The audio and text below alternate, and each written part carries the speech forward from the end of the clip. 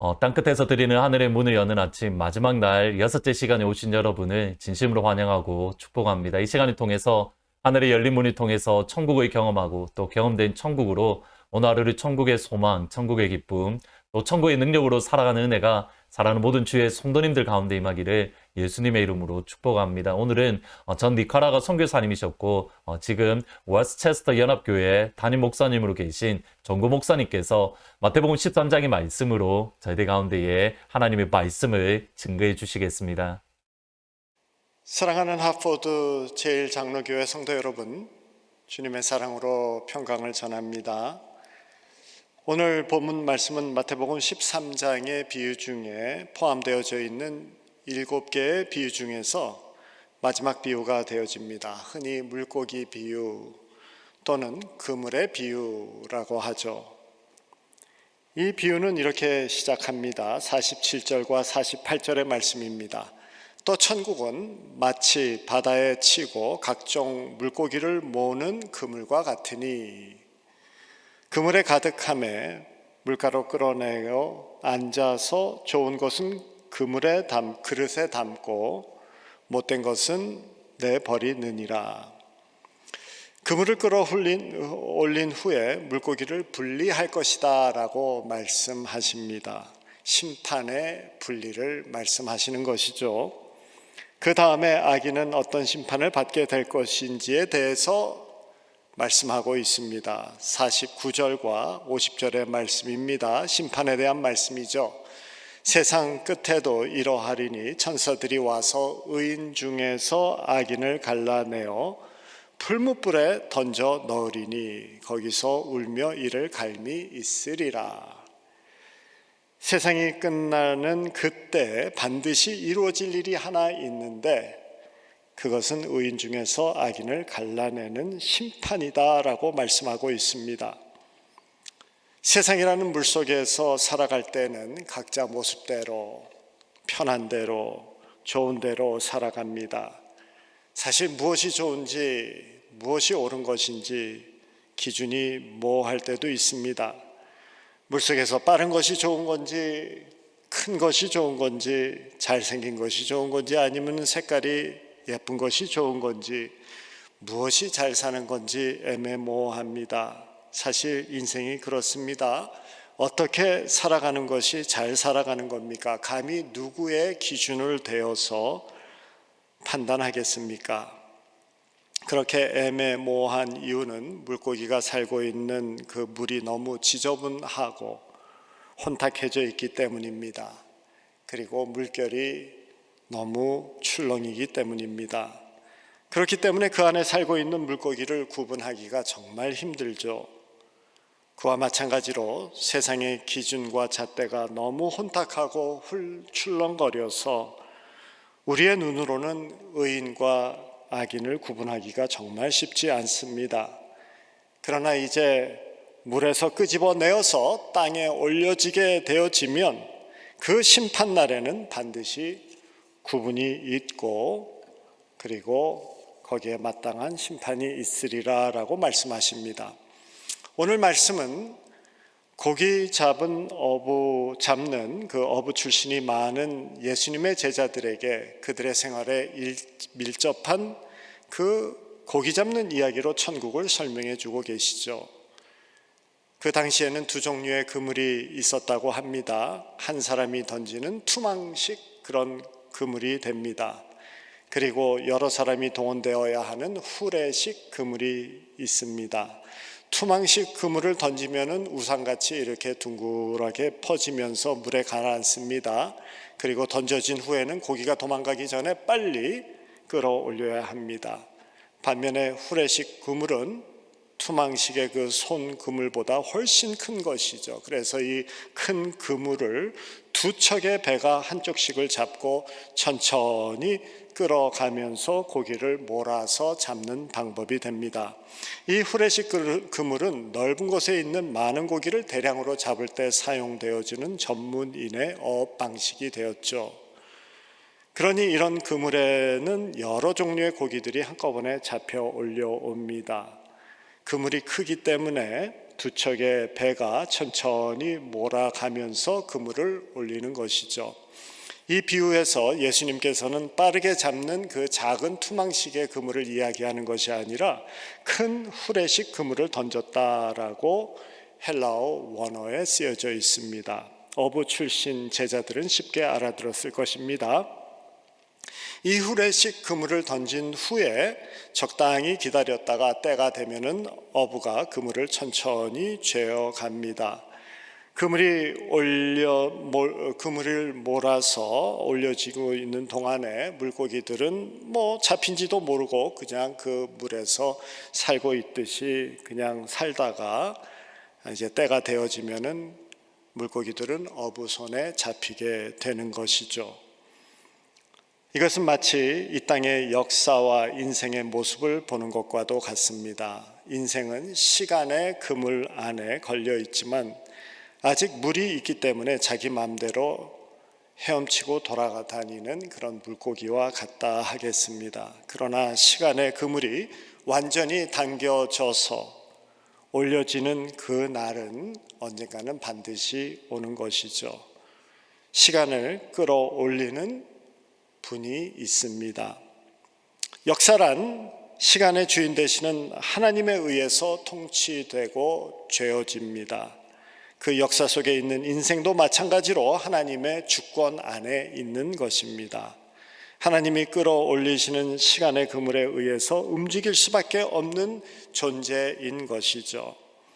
하나님의 손에 의해서 시간의 그물에 당겨질 때 그때가 되면 선과 악이 드러나고 의인과 악인이 구분되어질 것이다 라고 말씀하십니다.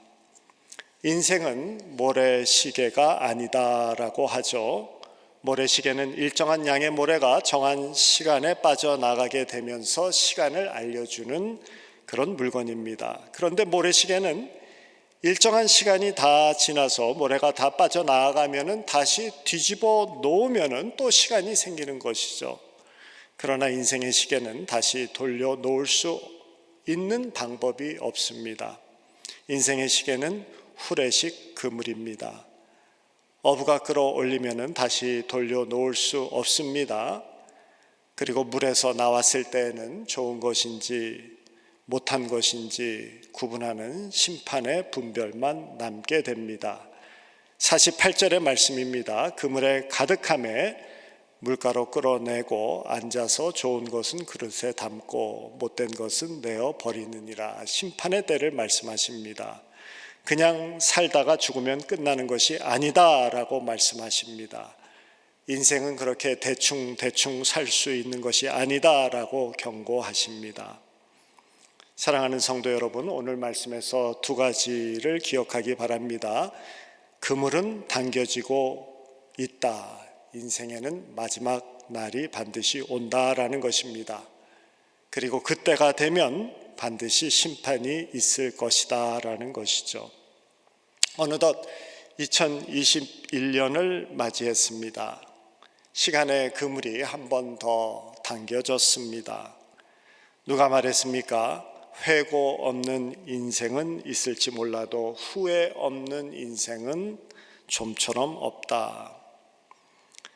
하지만 너무 늦은 후회는 쓸모가 없습니다. 너무 늦은 후회는 가슴을 치는 회한만 남길 뿐입니다. 그러나 후회를 미리 앞당겨서 하면은 요긴한 성찰이 됩니다. 죽음을 코앞에 둔 순간에 아쉬워할 만한 것들을 앞당겨서 현재 삶에 적용해서 보면은 그것이 성찰이 되는 것이죠. 그렇게 사는 삶을 종말적인 삶이다라고 말합니다. 하나님 앞에 서서 후회할 바를 너무 늦어 가슴 치는 회한으로 남게 되기 전에 현재 삶에 적용해서 살아가는 신앙적 방법입니다. 죽음의 순간에 값지게 여겨질 것들을 진행 중인 현재 삶의 한복판으로 끌어오는 신앙생활이죠. 하나님 앞에 가장 값지게 여겨지는 것은 세상보다 귀하게 여기시는 한 영혼, 찾았을 때 천국에서 기쁨의 잔치가 벌어진다라는 잃어버린 한 영혼입니다.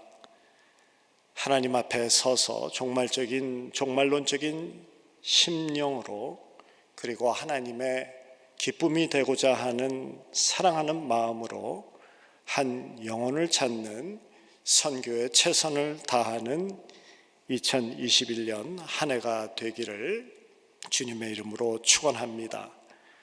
시간의 줄이 당겨질 때 가슴 치는 회한이 없는, 참 감사가 넘치는, 주님께 기쁨이 되어지는 저와 여러분들이 되시기를 주님의 이름으로 축원합니다. 축복합니다.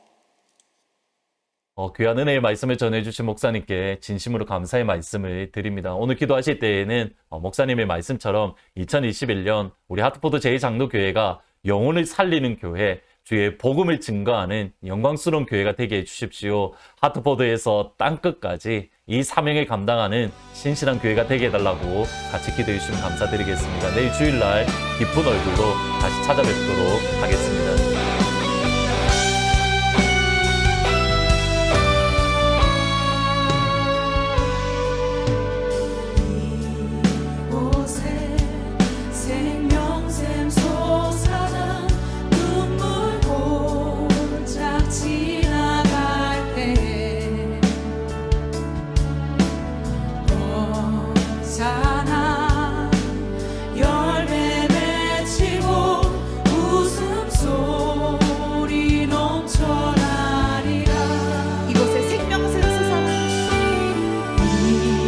이곳에 생명샘 솟아나